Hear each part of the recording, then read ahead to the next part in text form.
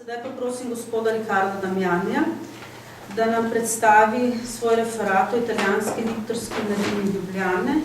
Prego signor Damiani Riccardo e presentare il suo testo sulla Gil di Ljubljana, nascita ed organizzazione. Še predstavim avtorja, in sicer je avtor sodelavec Fakultà di Lettere Moderne iz Montefiore. Ja. Delazo, ecco. Bomo počakali, da je kdo tle tehnično sposoben? Vsak 15 let.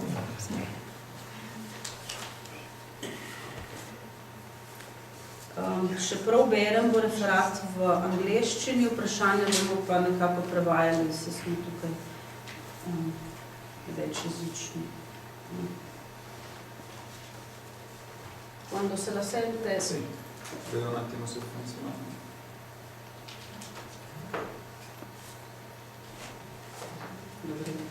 Dovrebbe andare.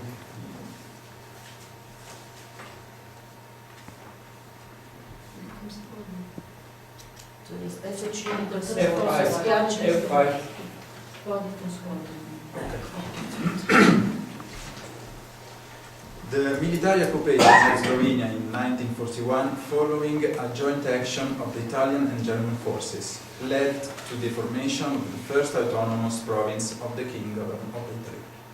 In a short time, the fascist regime was able to create in its territory the organization of the state, replacing the local government with the figure of a high commissioner who directly depended on Rome and gave to the province of Ljubljana special legal status. Total exclusion of the population from the obligation military, maintenance of territorial peculiarities such as language and traditions, without the apparent will to make the territory fascist. At the same time, some associative structures aimed at the control and the social regulation of the entire population, already established in Italy for a long time, were introduced. The Italian Youth Obligatory of Ljubljana, formally established in November the 7th, 1941, was the perfect combination of these purposes. The organization, as in Italy, was in charge of indoctrinating young people, directing education according to the fascist precepts. Through the preparation moral, cultural and sport, they aimed to the creation of the perfect fascist. That work certainly was more effective if directed at children and teenagers with no established traits.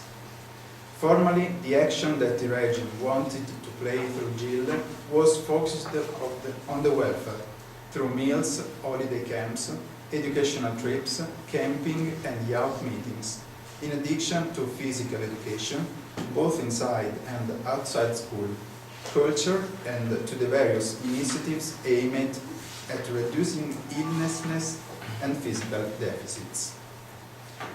The exemption from military career provided by statute was translated into the impossibility to form a department of young fascists and young female Italians, reducing to the supervision of young until they reach 18 years of age, and not requiring, contrary to what happened in Italy, the oath to the subsequent accession to the party.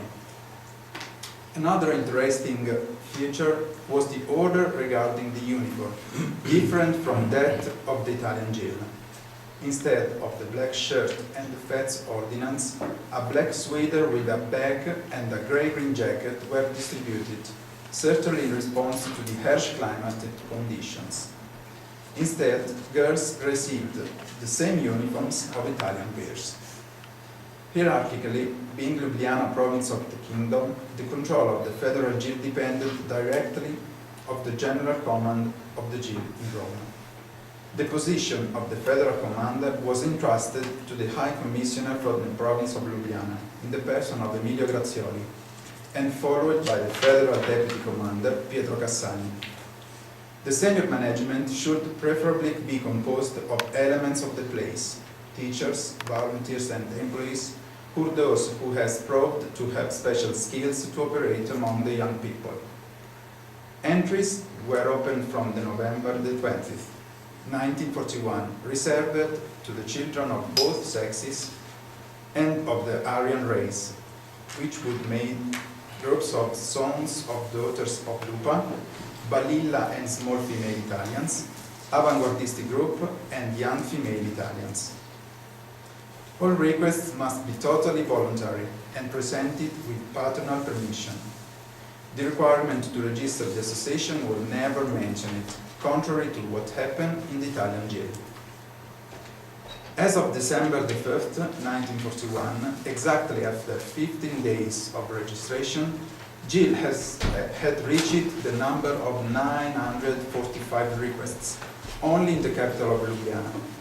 The figures seem to be excessive for the reduced amount of time to which they refer, and because it's very strange that the population that was occupied by the military forces took into so strong consideration the jail. However, no documents were found in the archive that can give explanation about the precise number of members and how the organization had been accepted by the population. Very few documents show the dissent against Jill, consisting mainly of sheets signed by parents who openly rejected the enrollment of their children of the organization. The presence of these sheets should be totally absent, since the optional nature of the inscriptions. And the refusal, however, did not translate into subsequent measure by the regime. At least, provisions in respect of families who were unwilling to align with fascist provisions did not show up. In terms of initiative, as already described, the association worked initially to get closer to the people through the welfare state. The school meal service was the most relevant example in order to flatten the social and political differences and offering a real assistance to not wealthy families. Through school meals, the regime held a real work of assimilation, starting with basic needs and therefore particularly effective in terms of propaganda. The dossier includes a total of 2,065 schools with approximately 45,000 students and with more than 10,000 questions. Approximately 6,000 students were reached, having therefore a remarkable success. The meal service was not only useful to propagate Jill and to reflect the regime, but also for the care and development of a healthy person. At the same time, teaching physical education became part of education of the young people. The physical care and constant training open to boys and girls, both in school environment and outside school, became the normality. Sport competitions of various disciplines were regularly organized, and boys and girls attended, often accompanied by radio shows and public parades. The fight against disease and physical disability was very effective through prevention and organization of sea and mountain holiday camps. Hundreds of doctors reached, in a period of 6 months, about 25,000 young people. Much higher numbers seem to have been reached about the summer camps. Thousands of young people were involved in this initiative, removing participants from the direct attention of parents to be constantly monitored and prepared for the fascist doctrine. In parallel, the physical training of the young, the cultural propaganda operated. High-impact film screenings were made through the Istituto Luce and called Cinegili. More than 10,000 children were reached in Ljubljana, but also in more peripheral areas using removable devices. The element certainly original and interesting of the jail was represented by the magazine Yacht Ljubljana. It's not possible to determine the exact birth of the magazine or the paternity. Likely Luigi Iezzi, journalist, educator, and editor-in-chief of the paper, played a central role in the birth and development of the paper.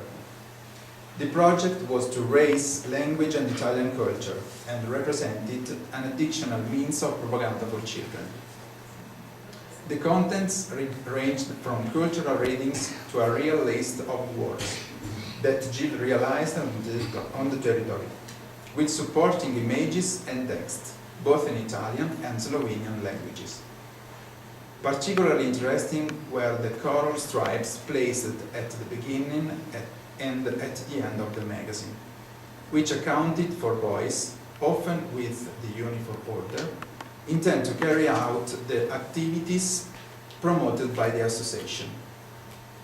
Despite the many efforts of the regime, the association found a lot of opposition, such as the refusal of children to participate in sports, or the numerous papers against Jill. The school population, especially college age, opposite to the denationalization that the regime attempted to impose. A lot of young people adhered to the teams to mobilize partisans, spite of the controls and severe penalties put in place by the regime against the offenders. In conclusion, the provision regarding the jail presented in Ljubljana contains little information that are able to show in fact how the organization was moving in the area. Were not found many documents able to document the difficulties of penetration, decent organization difficulties, the relationship with local authorities, or more simply, the mood of the population to see their children classified under the regime. Also from the quantitative point of view, the documentation is rather scarce and concentrated in the capital. Very few documents come from the peripheral controls, even if copies and reports to the Federal Command of Ljubljana were to be sent. From an organization point of view, merely the JIL turns out to be perfectly aligned with the directives of the regime, promptly implementing the directive contained in the program of the Italian JIL, without showing special points for originality in the arrangement, for setting up or efforts in organizing. The special legal status of the province and indirectly of the High Commissioner in charge of the government, which certainly enjoyed more freedom than other federal controls, however, did not involve to use of practices that we can call heterodox to direct the association. The same command did not hide the economic difficulties, which certainly limited action and presence in the territory. Forms of assistance were sometimes carried out by means of luck and certainly not as much debt as it was intended to do. It's, however, of particular interest the magazine Out Ljubljana, as the original propaganda experiment aimed at young people. It was not possible to know if this initiative had found space in other territories, under direct control of the regime, in order to bring the population to the youth structures as occurred in the province of Ljubljana.